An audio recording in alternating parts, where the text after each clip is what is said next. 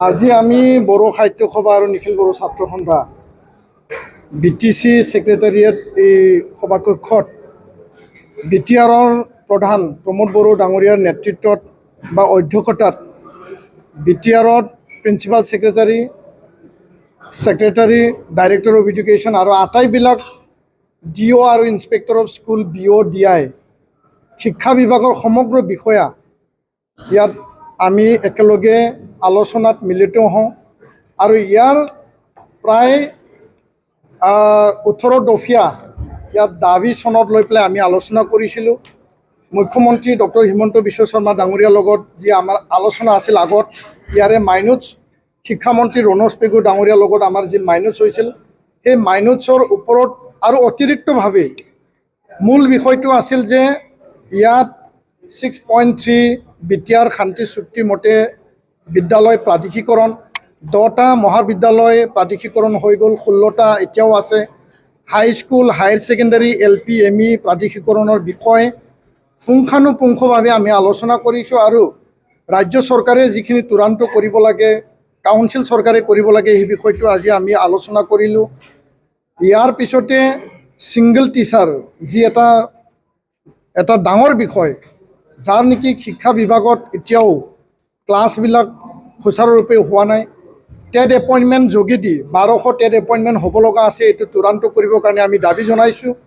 আৰু ইয়াৰ পিছতে ৰেচনেলাইজেশ্যন কৰি পেলাই কোনো বিদ্যালয়ত যাতে ছিংগল টিচাৰ নাথাকে তাৰ কাৰণে আজি আমি আলোচনা কৰিলোঁ। ইয়াৰ লগতে যিখিনি টেক্সট বুক সময়মতে পাব লাগে,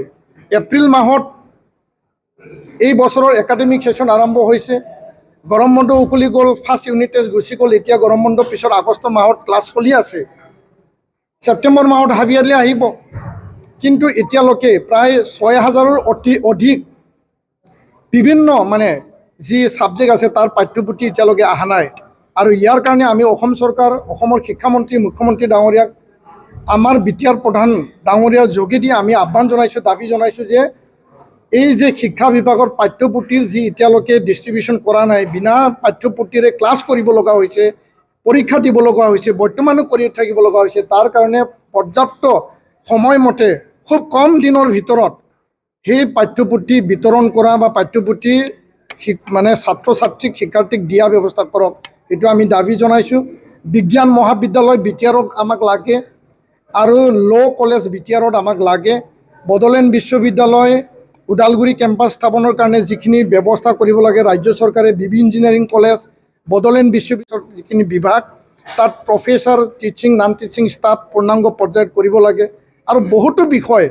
ছেবাৰ একাডেমিক অফিচাৰ SCRTৰ লেকচাৰাৰ লাগে আৰু সমগ্ৰ শিক্ষা অভিযানৰ ট্ৰেন্সলেটৰ লাগে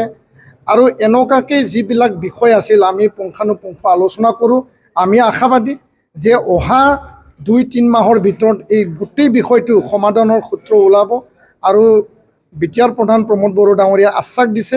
খুব শীঘ্ৰেই ৰাজ্য চৰকাৰৰ লগত যোগাযোগ কৰি পেলাই ইয়াৰ সমাধানৰ ৰাস্তা তেওঁলোকে ওলাব। আমি আশাবাদী আৰু সেই আশাক লৈ পেলাই আমি ৰৈ থাকিম আৰু যদি সময়মতে সেই কামবিলাক যদি হৈ নুঠে আমি বিচাৰিম যে এই বিষয়টো ৰাজ্য চৰকাৰ আৰু কাউন্সিল চৰকাৰ আৰু শিক্ষামন্ত্ৰী মুখ্যমন্ত্ৰী আৰু BTR প্ৰধান তেওঁলোকে একেলগে এটা ব্যৱস্থা, এটা প্ৰএক্টিভ এটা একশ্যন লৈ পেলাই এই কামখিনি আগবাঢ়ক, সেইটোৱে আমি আশা কৰিম। ধন্যবাদ।